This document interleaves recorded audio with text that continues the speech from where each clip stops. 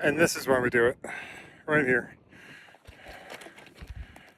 There's the river, first glimpse of the river.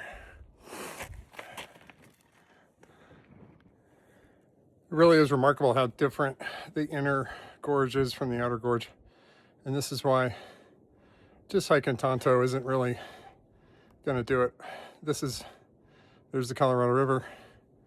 These red rocks are incredible. And it's really not that much farther, so here we go, we're off. Here's a special treat. It's a staple of the canyon, the mule train. Not sure if you can see them behind me yet, but they'll be along in a second. I'm just gonna walk down towards them and then I'll pull over and let them pass me. So that's the rule. Mule trains have the right of way.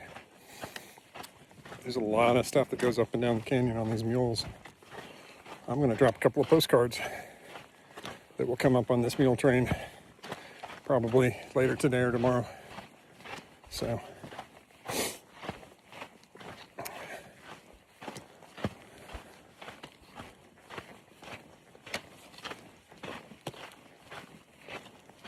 I'm gonna step to the side and let them pass.